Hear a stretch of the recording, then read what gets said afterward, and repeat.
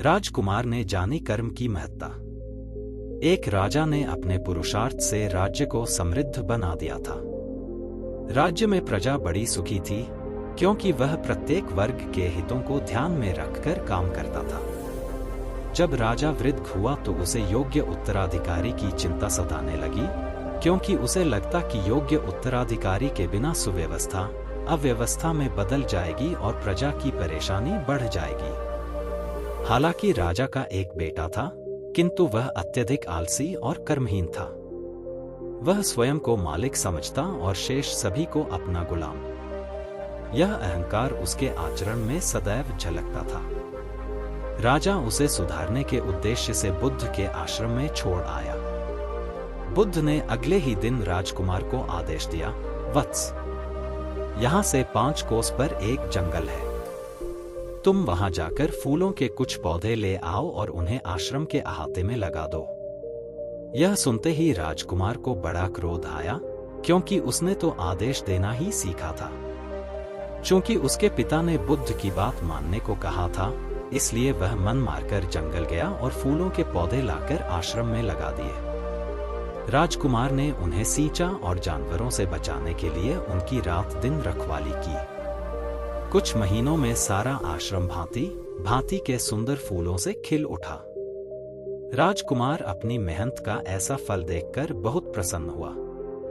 बुद्ध ने उसे शाबाशी देते हुए समझाया, वत्स, याद रखो, जो सोता है उसका भाग्य भी सो जाता है, और जो चलता है उसका भाग्य निरंतर उसके साथ चलता है। अब राजकुमार कर्मठ बन चुका था। राजा को अपना योग्य उत्तराधिकारी मिल गया था। कर्म सफलता की कुंजी है, अतः सदैव कर्मरत रहना चाहिए। परमात्मा संभाव में घटी अनुभूति। एक दिन एक शिक्षित युवक बुद्ध के पास आया।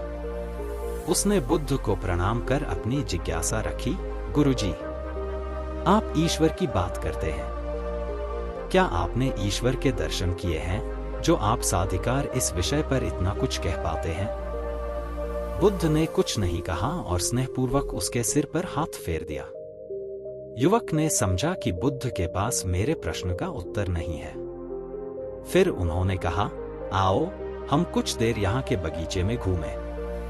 बगीचे में गुलाब और रजनीगंधा के सुगंधित फूल लगे थे। युवक बोला, गुरुजी, इन फूलों की सुगंध से सारा वातावरण महक रहा है। बुद्ध ने कहा, वत्स, तुम ठीक कहते हो, किंतु एक बात बताओ कि यह सुगंध तुम्हें दिखाई दे रही है? युवक बोला, जी नहीं, सुगंध तो अनुभव की जाती है। तब बुद्ध ने कहा, बस यही तुम्हारे प्रश्न का उत्तर है। तुम्हारे शरीर में जब कभी कहीं चोट लगती है तो दर्द होता है। क्या इस दर्द को तुम देख सकते हो? युवक बोला, नहीं, वह भी अनुभूत ही होता है। बुद्ध ने अंतिम रूप से युवक का समाधान करते हुए कहा, आत्मा और परमात्मा के साथ भी यही बात है। आत्मा को परमात्मा की अनुभूति के द्वारा उसका साक्षात्कार होता है, न कि स्थूल नेत्रों से। युवक अब पूर्णतः संतुष्ट था। बुद्ध का आभार मानते हुए वह चला गया। परमात्मा सदैव अनुभूति के स्तर पर ही घटता है, और यह घटना तब होती है जब मन पूर्णत, निर्लिप्त तथा संभाव को प्राप्त हो चुका हो। अशोक सिद्ध हुए सच्चे उत्तराधिकारी। मौर्य सम्राट बिंदुसार अपने बड़े पुत्र को राजगद्दी का उत्तराधिकारी नहीं बनाना चाहते थे। उनकी इच्छा थी कि उनके सभी पुत्रों की योग्यता की परीक्षा ली जाए और जो 100% इस परीक्षा में खरा उतरे, उसे उनका उत्तराधिकारी बनाया जाए। उनके परिजन और राज्य के अधिकारी उनसे सहमत थे। बहुत विचार विमर्श के बाद सम्राट बिंदुसार ने महात्मा पिंगलवत्स जीव को यह दायित्व सौंपा कि वे उनके सभी पुत्रों को परख कर उत्तराधिकारी तय करें। पिंगलवत्स जीव ने सभी राजकुमारों को एक निश्चित दिन तय कर अपने पास बुलाया। सभी राजकुमार पिंगलवत्स जीव के पास पहुंचे। अशोक को छोड़कर शेष सारे राजकुमार अतिरिक्त रूप से सज संवर कर महात्मा पिंगलवत्स जीव के सामने उपस्थित हुए। अशोक नितांत साधारण वेशभूषा में था। पिंगलवत्स जीव ने अलग अलग सभी को बुलाया और सभी से एक ही प्रश्न पूछा, तुमने क्या क्या पढ़ा सीखा है? सभी ने राजसी अहंकार के साथ विविध विधाओं में अपनी दक्षता का बखान किया, किंतु अशोक ने विनम्रता से कहा, भगवान, वैसे तो मैंने बहुत कुछ पढ़ा है, लेकिन सबका सार यही पाया है कि दीन दुखियों की सेवा और बड़ों का आदर सत्कार करना हमारा मूल धर्म है। मैंने तय किया है कि सदा इस धर्म का पालन करूंगा। यही मेरे जीवन का उद्देश्य है। अशोक का उत्तर सुनकर पिंगलवत्स जीव ने उसे उत्तराधिकारी घोषित कर दिया और भविष्य में सम्राट अशोक ने अपने सत्कर्मों से उनके निर्णय को सही साबित कर दिया। सच्ची शिक्षा वह है जो मानवीय धर्म सिखाए और सच्चा शिक्षित वही है जो इस धर्म को अपनी वाणी व आचरण में समूचा उतारकर अपने मानव होने को सिद्ध करे। आगे चलकर सम्राट अशोक ने बौद्ध धर्म अपनाया और वे भिक्षु बन गए। ज्ञान की सार्थकता एक व्यक्ति बुद्ध के पास गया और बोला कि गुरुदेव, मुझे जीवन के सत्य का पूर्ण ज्ञान है, फिर भी मेरा मन किसी काम में नहीं लगता। इस अस्थिरता का क्या कारण है? बुद्ध ने उसे रात तक इंतजार करने के लिए कहा। रात होने पर वे उसे झील के पास ले गए और झील में चांद का प्रतिबिंब दिखाकर बोले कि एक चांद आकाश में और एक झील में, तुम्हारा मन इस झील की तरह है। तुम्हारे पास ज्ञान तो है, लेकिन तुम उसे इस्तेमाल करने की बजाय मन में लेकर बैठे हो, ठीक वैसे जैसे झील चांद का प्रतिबिंब लेकर बैठी है। तुम्हारा ज्ञान तभी सार्थक होगा जब तुम उसे व्यवहार में एकाग्रता व संयम के साथ अपनाने की कोशिश करो। झील का चांद तो भ्रम है, तुम्हें अपने काम में मन लगाने के लिए आकाश के चंद्रमा की तरह बनना है। झील का चांद तो पानी में पत्थर गिराने पर हिलने लगता है, जैसे तुम्हारा मन जरा जरा सी बात पर डोलने लगता है। तुम्हें अपने ज्ञान और विवेक को जीवन में नियम पूर्वक लाना होगा तथा अपने जीवन को सार्थक एवं लक्ष्य हासिल करने में लगाना होगा। खुद को आकाश के चांद के बराबर बनाओ। शुरू में थोड़ी परेशानी आएगी, पर कुछ समय बाद ही तुम्हें दूसरी आहट हो जाएगी। उस व्यक्ति की समस्या दूर हो गई। वह बहुत प्रसन्न हुआ। उसने महात्मा बुद्ध के चरण स्पर्श करते हुए कृतज्ञता व्यक्त की। सम्यक ज्ञान एक मोह से भरा हुआ संसार एक सपने की तरह है। यह तब तक ही सच लगता है जब तक आप अज्ञान की नींद में सो रहे होते हैं। जब नींद खुलती है तो इसकी कोई सत्ता नहीं रह जाती है। 2. जिस तरह एक प्रज्वलित दीपक को चमकने के लिए दीपक की जरूरत नहीं होती है, उसी तरह आत्मा जो खुद ज्ञान स्वरूप है, उसे और किसी ज्ञान की आवश्यकता नहीं होती है अपने खुद के ज्ञान के लिए। 3. तीर्थ करने के लिए कहीं जाने की जरूरत नहीं है। सबसे अच्छा और बड़ा तीर्थ आपका अपना मन है, जिसे विशेष रूप से शुद्ध किया गया हो। 4. जब मन में सच जानने की जिज्ञासा पैदा हो जाए तो दुनियावी चीजें अर्थहीन लगती हैं। 5. हर व्यक्ति को यह समझना चाहिए कि आत्मा एक राजा के समान होता है, जो शरीर, इंद्रियों, मन, बुद्धि से बिल्कुल अलग होता है। आत्मा इन सब का साक्षी स्वरूप है।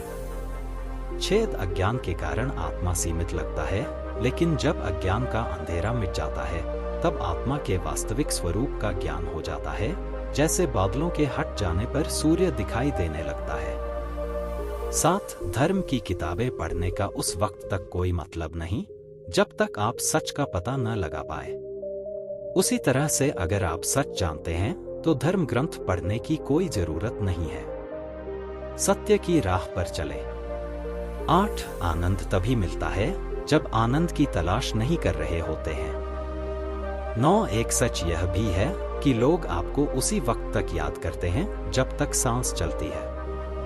सांस के रुकते ही सबसे करीबी रिश्तेदार, दोस्त, यहां तक कि पत्नी भी दूर चली जाती है। 10.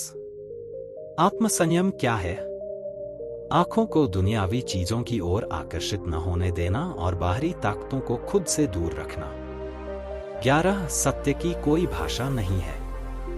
भाषा सिर्फ मनुष्य का निर्माण है, लेकिन सत्य मनुष्य का निर्माण नहीं, आविष्कार है। सत्य को बनाना या प्रमाणित नहीं करना पड़ता, सिर्फ उघाड़ना पड़ता है। 12. सत्य की परिभाषा क्या है? सत्य की इतनी ही परिभाषा है कि जो सदा था, जो सदा है और जो सदा रहेगा। मौन रहने का महत्व। कथा सिद्धार्थ के जीवन के उस दौर की है जब वे बुद्धत्व को प्राप्त नहीं हुए थे और निरंजना नदी के तटीय वनों में वृक्ष के नीचे ध्यान करते थे। सिद्धार्थ प्रतिदिन ध्यान करने के बाद पास के किसी गांव में चले जाते और भिक्षा मांगकर लौट आते। कुछ दिनों बाद उन्होंने भिक्षाटन पर जाना बंद कर दिया, क्योंकि एक गांव के प्रधान की छोटी बेटी सुजाता उनके लिए नित्य भोजन लाने लगी। सिद्धार्थ को वह बड़े स्नेह से भोजन कराती थी। कुछ दिनों बाद उसी गांव का एक चरवाहा भी सिद्धार्थ से प्रभावित होकर उनके पास आने लगा। उसका नाम स्वस्ति था। एक दिन स्वस्ति से सिद्धार्थ बातें कर रहे थे कि सुजाता भोजन लेकर आई। जैसे ही सिद्धार्थ ने भोजन करना शुरू किया, उन्होंने बातचीत बंद कर दी। जितनी देर तक वे भोजन करते रहे, बिल्कुल चुप रहे और वहां सन्नाटा छाया रहा। स्वस्ति को हैरानी हुई। उसने सिद्धार्थ के भोजन करने के उपरांत उनसे पूछा, गुरुदेव, आप मेरे आने के बाद निरंतर वार्तालाप करते रहे, किंतु भोजन के समय एक शब्द भी नहीं बोले। इसका क्या कारण है? सिद्धार्थ बोले, भोजन का निर्माण बड़ी कठिनाई से होता है। किसान पहले बीज बोता है, फिर पौधों की रखवाली करता है और तब कहीं जाकर अनाज पैदा होता है। फिर घर की महिलाएं उसे बड़े जतन से खाने योग्य बनाती हैं। इतनी कठिनाई से तैयार भोजन का पूरा आनंद तभी संभव है जब हम पूर्णतः मौन हों। अतः भोजन के दौरान मैं मौन रहकर उसका पूरा स्वाद लेता हूं। वस्तुतः शांति से किया गया भोजन न केवल शारीरिक भूख को तृप्त करता है, बल्कि मानसिक आनंद और सात्विक ऊर्जा भी देता है। गौतम बुद्ध का ज्ञान। महात्मा गौतम बुद्ध के श्रावस्ती में प्रवचन चल रहे थे। प्रवचन में नित्य ही बड़ी संख्या में लोग आते और विविध महत्वपूर्ण व गंभीर विषयों पर बुद्ध से ज्ञान ग्रहण करते। बुद्ध का शिष्य वर्ग भी काफी विशाल था, जो प्रवचन स्थल की व्यवस्था संभालता और बुद्ध की सेवा में सदैव तत्पर रहता। एक बार रात के समय महात्मा बुद्ध प्रवचन दे रहे थे। सदैव की भांति काफी लोग उनके प्रवचन सुन रहे थे। एक व्यक्ति जो बुद्ध के ठीक सामने बैठा था, बार बार नींद के झोंके ले रहा था। बुद्ध थोड़ी देर तक तो प्रवचन देते रहे, फिर उससे बोले, वत्स, सो रहे हो? उस व्यक्ति ने हड़बड़ाकर कहा, नहीं महात्मा। बुद्ध ने पुनः प्रवचन प्रारंभ किए। वह व्यक्ति फिर ऊँघने लगा। महात्मा ने फिर वही प्रश्न दोहराया और उसने फिर अचकचाकर नहीं महात्मा कहा। ऐसा लगभग 8-10 बार हो गया। कुछ देर बाद बुद्ध ने उससे पूछा, वत्स, जीवित हो? हर बार की तरह इस बार भी उसने कहा, नहीं महात्मा। यह सुनकर उपस्थित श्रोताओं में हंसी की लहर दौड़ गई और वह व्यक्ति पूर्णतः चैतन्य हो गया। तब बुद्ध गंभीर होकर बोले, वत्स, निद्रा में तुम्हारे मुख से सही उत्तर निकल ही गया। जो निद्रा में है वह मृतक समान ही है। महात्मा बुद्ध का संकेत था कि गुरु से ज्ञान ग्रहण करते वक्त सजगता अत्यंत आवश्यक है। गाफिल रहने की स्थिति में ज्ञान की प्राप्ति पूर्ण नहीं होती और अधकचरा ज्ञान सदैव खतरनाक साबित होता है। बुद्ध ने बताया जीवन का सही अर्थ। एक दिन महात्मा बुद्ध के पास 3 युवक आए। वे उनके साथ कुछ दिन रहना चाहते थे। बुद्ध ने प्रश्न किया कि तुम यहां क्यों आए हो? पहले ने कहा, बस रहने आया हूं। बुद्ध बोले कि रहने में तो कोई परेशानी नहीं है। दूसरे का उत्तर था, कुछ जानने आया हूं। बुद्ध ने उसे समझाया, कुछ जानने के लिए बुद्धि को शुद्ध और मन को समर्पण के योग्य बनाना पड़ेगा। जिसे हम जानना कहते हैं, अधिकांश अवसरों पर वह मात्र जानकारी होती है। यह हमारा भ्रम होता है कि हमने जान लिया। चित्त को एकाग्र किए बिना जो जाना जाता है, वह परमात्मा न होकर हमारा अहंकार होता है। इससे ऊपर उठकर ही हम परमात्मा को देख सकते हैं। तुम मेरे पास रहो या कहीं और रहो, मन का समर्पण और एकाग्रता का होना बहुत जरूरी है। फिर बुद्ध ने तीसरे युवक से पूछा तो उसने कहा कि मैं जीने के लिए यहाँ पर आया हूँ। तब बुद्ध ने कहा कि रहना और जानना इन दोनों से ऊपर की स्थिति है, जीना। जीवन बिताना सरल है, किंतु जीना कठिन है। जीवन को जीने के लिए परमात्मा की अनुभूति आवश्यक है। तीनों युवक बुद्ध की बातों का मर्म जान गए और उनकी बताई राह पर चल पड़े। वस्तुतः स्वयं को परमात्मा का अंश मानकर प्रत्येक कर्म को उन्हें समर्पित करना ही सही अर्थों में जीवन को सही सही जीना होगा। भगवान बुद्ध ने गांव वालों को उपदेश दिया। बुद्ध ने कहा, भाग्य के भरोसे बैठने वालों, पुरुषार्थ करो। जीवन में भाग्य का महत्व है, लेकिन भाग्य के भरोसे बैठकर अपने अमूल्य समय को बर्बाद मत करो, क्योंकि पुरुषार्थ करने से तो भाग्य की रेखाएं बदल जाती हैं। भाग्य क्या है? आज किया गया कर्म ही तुम्हारा भाग्य बनता है। कर्म के द्वारा जो बीज बोओगे, फसल भी उसी की मिलेगी। जैसा कर्म तुम आज करोगे, वैसा ही तुम्हारा भविष्य होगा। सौभाग्य और दुर्भाग्य तुम्हारे ही हाथ में है। कर्म की प्रधानता को समझना होगा कि जैसा कर्म होगा, वैसा ही फल मिलेगा। जीवन को सफल बनाने के लिए पाप और पुण्य का बड़ा महत्व है। पूरी सावधानी रखो कि पाप होने न पाए, क्योंकि पाप की सजा जरूर मिलती है। यह जीवन पिछले पापों से छुटकारा पाने के लिए और दूसरे नए पापों से बचने के लिए मिला है, और कोशिश करो हमसे पुण्य कर्म हो। तुम अपने जीवन को धर्म के मार्ग पर चलाओ। तुम्हारे किए हुए पुण्यों से धर्म को शक्ति मिलती है। यह मानव का जीवन बड़े काम का है। इसे सावधानी पूर्वक जीना चाहिए। अगर तुम गलतियां करोगे तो आगे चलकर पशु पक्षियों वाले कपड़े पहनने पड़ेंगे। संसार के नश्वर पदार्थों की इच्छा मत करना, क्योंकि इच्छा का फल बहुत दुख देता है। अच्छे अच्छे कर्म करो। उन कर्मों को करके अहंकार मत करना। अहंकार के मार्ग में अंधेरा होता है और अंधेरे में ठोकरें लगती हैं। संसार दुखालय है, अर्थात दुखों से भरा हुआ है। संसार से प्रेम मत करना, बल्कि अपने मन से पापों को बाहर निकालो और सदा सावधान रहो कि कोई पाप न होने पाए। मनुष्य का जीवन मिला है तो इसको सावधानी पूर्वक व्यतीत करना। अपने जीवन में आलस्य को आने मत देना, क्योंकि यह जीवन बहुत अनमोल है। पशुओं से पूछो कि मनुष्य जीवन का क्या महत्व है। पशुओं के जीवन में तो लेशमात्र भी सुख नहीं है। वे सोचते हैं कि हम कब मनुष्य बनेंगे। सर्दी में रजाई और गर्मी में पंखा होगा। कब हम परोपकार करके अपना जीवन सफल बनाएंगे। जो मनुष्य हैं, वे अपनी मानवता को संभाल कर रख नहीं पा रहे हैं, बल्कि संसार के सुखों की अंधी दौड़ में दौड़ रहे हैं। वे नहीं जान पा रहे हैं कि हमारी मृत्यु हमारे पीछे पीछे आ रही है। मानव जीवन पाया है, बहुत अच्छी बात है। अच्छे अच्छे कर्म करो ताकि मन पवित्र हो जाए, क्योंकि पवित्र मन ही आत्मा को पा सकता है। अपने मन को शरीर में ही फंसाकर मत रखो, क्योंकि शरीर आज है, कल रहेगा या नहीं, यह किसी को भी मालूम नहीं है। शरीर आज नहीं तो कल मिटेगा, किंतु आत्मा सदा अमर है। शरीर की आयु कुछ वर्षों की है, परंतु आत्मा अनंत है। वह तीनों कालों में है। आत्मा पहले भी था, अब भी है और बाद में भी रहेगा।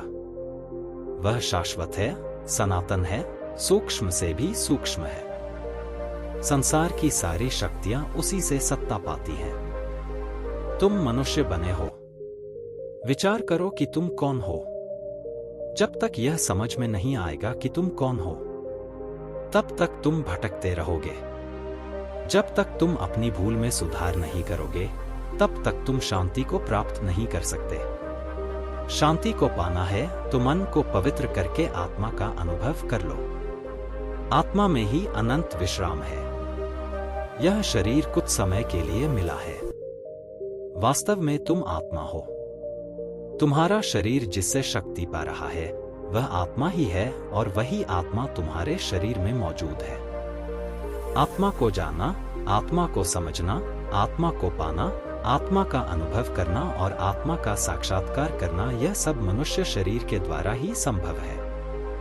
बस तुम सावधान हो जाओ कि मन में कोई गलत विचार आने न पाए। पहले मन में गलत विचार आता है, फिर वह विचार बलवान होने पर गलत कर्म करवा देता है। गलत कर्म का मतलब है पाप का जन्म हो जाना। बुद्ध ने कहा कि तुम्हारे जीवन के साथ साथ काल भी दौड़ रहा है। बचपन और यौवन कब निकल जाएंगे पता भी नहीं चलेगा। शरीर भी अनेक रोगों से घिरा रहता है। इस शरीर की शारीरिक और मानसिक दोनों प्रकार के रोगों से रक्षा करनी पड़ती है। रोग और भोग दोनों शरीर को निर्बल करते रहते हैं। रोगी और भोगी दोनों को ज्ञान अच्छा नहीं लगता। जिनका तन और मन स्वस्थ नहीं होता, वे परमार्थ का लाभ नहीं उठा पाते। मनुष्य को चाहिए कि वह अपनी आयु रूपी संपदा का पूरा पूरा लाभ उठाए। अगर मनुष्य चाहे तो अपने जीवन में अच्छे अच्छे कर्म करके श्रेष्ठ प्रगति कर सकता है। जीवन में संयम को धारण करें। व्यर्थ की कामनाओं का त्याग करें। ज्ञान का दीपक जलाकर कामनाओं का विसर्जन करें। क्रोध को आग समझकर उससे सदा दूर रहना चाहिए। सदा ज्ञान गंगा का संग करो, क्योंकि शुभ विचार ही समस्त समस्याओं का समाधान है। बुद्ध ने कहा कि अपने जीवन से सदा लोभ को दूर रखो, क्योंकि तुम्हारे बूढ़े होने पर भी लोभ बूढ़ा नहीं हो पाता और लोभ सदा भूखा ही रहता है, उसका पेट कभी भी नहीं भर पाता। अगर लोभ की वासना प्रबल है तो वह दूसरे जन्म में भी पीछा नहीं छोड़ती। जिस मनुष्य को लोभ अपने वश में कर लेता है, उसका ज्ञान वह चुरा लेता है। लोभ को शांत करना है तो संतोष की शरण में जाना होगा। मोह के आकर्षण में मत आना, क्योंकि मोह से तुम्हारा मन बंध जाएगा और बंधा हुआ मन तुमको बहुत दुख देगा। मन के दुख का कारण है अज्ञान। मन में अगर अज्ञान है तो दुखों से कभी भी छुटकारा नहीं हो सकेगा। बस एक सम्यक ज्ञान ही है जो तुमको परम शांति और मोक्ष दे सकता है। तुम अपने तन और मन में प्रेम तथा ज्ञान की ज्योति जला लो, फिर तुम्हारे जन्म जन्मांतर का अज्ञान मिट जाएगा। आज तुम मनुष्य जन्म को धारण करके बैठे हो, इसका मतलब यह है कि तुम शांति और मोक्ष के अति निकट हो। अब तुम संसार में रहकर भी संसार के लगाव में फंसना मत। संसार के अज्ञान से दूर रहना, क्योंकि वह तुमको बांध देगा। अपनी आत्मा का ध्यान करो, वह तुमको सर्व बंधनों से मुक्त कर देगा। बौद्ध भिक्षुओं की जिज्ञासा। भगवान बुद्ध से एक भिक्षु ने पूछा कि मैं सुखी होना चाहता हूं, क्या करूं? बुद्ध ने कहा कि तुम अपने मन से भोगों को निकाल दो। भोगों का लगाव तुम्हें सुखी होने नहीं देगा। भोगों से मित्रता मत करो, उनकी मित्रता तुमको नरक की ओर ले जाएगी। संसार के भोग चोर के समान है। ये चोर तुम्हारी आयु को धीरे धीरे नष्ट करते रहेंगे। अपने मन से स्वार्थ की भावना को बिल्कुल निकाल दो। ऐसा करने से तुम्हारे मन में सम्यक ज्ञान उत्पन्न होगा। उस ज्ञान के सहारे तुम धीरे धीरे वैराग्य को प्राप्त कर लोगे। वैराग्य सर्व सुखों का खजाना है। एक भिक्षु ने पूछा कि मैं लोभ को मिटा नहीं पा रहा, भगवान, मैं क्या करूं? बुद्ध ने कहा कि तुम लोभ को एक सीमा में बांध दो। इस अंकुश से उसकी शक्ति कम हो जाएगी। अगर लोभ से सावधान नहीं होगे तो जीवन दुखों से भर जाएगा। लोभ एक प्रकार का फटा हुआ थैला है। उसको जितना भी भरोगे वह भर नहीं पाएगा। लोभ एक प्रकार का नशा है। तुम कितना भी संग्रह करो, फिर भी तुम्हारा मन तृप्त नहीं हो सकता। लोभी मन की भूख कभी भी मिट नहीं सकती। संग्रह करना छोड़ दो, क्योंकि साथ में कुछ भी नहीं जाता है। बांटना प्रारंभ कर दो। जितना जितना बांटते जाओगे, उतनी उतनी शांति तुम्हारे पास आती जाएगी। एक भिक्षु ने पूछा कि आत्मा कैसा है? बुद्ध ने कहा कि आत्मा आनंद है, आत्मा प्रेम है, आत्मा शांति है, आत्मा पूर्ण है, आत्मा निराकार है, आत्मा सर्वव्यापक है, आत्मा तीनों कालों में नित्य है, आत्मा अजर अमर है, आत्मा अद्वितीय है, आत्मा पुरातन है, अर्थात पुराने से भी पुराना होते हुए नए से भी नया है। आत्मा स्त्री, पुरुष और पशु पक्षी आदि सब जीवों में समाया हुआ है। वह सबका चेतन और सबका साक्षी है। आत्मा सबका दृष्टा है। आत्मा सब जीवों में विद्यमान है। वह सब जीवों का जन्म और मृत्यु भी देखता है। शरीर का बचपन, यौवन और बुढ़ापा भी देखता है। आत्मा स्वयं प्रकाश है, उसको किसी अन्य प्रकाश की जरूरत नहीं है। आत्मा निरंजन है, जिसमें नाम मात्र का भी मैल नहीं है। आत्मा विकारों से रहित है। आत्मा अविनाशी है और वह जन्म मरण से रहित है। वह शाश्वत है, अर्थात सदा है। आत्मा न तो किसी को मारता है और न ही किसी के द्वारा मारा जाती है। आत्मा को शस्त्र नहीं काट सकते, इसको आग नहीं जला सकती, इसको पानी नहीं डुबो सकता और वायु नहीं सुखा सकता। आत्मा सनातन है, अर्थात वह सदा रहने वाला अनादि है। आत्मा तटस्थ है, आत्मा पूर्ण है और तृप्त है। आत्मा परम पवित्र है। आत्मा को इंद्रियां, मन और बुद्धि नहीं जान सकते, इसलिए वह अव्यक्त है। आत्मा तो इन सब से दूर है, इसलिए वह अचिंत्य है। आत्मा आश्चर्यमय है, क्योंकि उसको कोई विरला ही जान पाता है। आत्मा का अनुभव करना सबसे बड़ा कार्य है। आत्मा अवध्य है, क्योंकि उसका कभी भी किसी भी साधन से कोई भी नाश नहीं कर सकता। आत्मा सदा भरपूर और पूर्ण है। उसका जो अनुभव कर लेता है, वह आनंद को प्राप्त कर लेता है।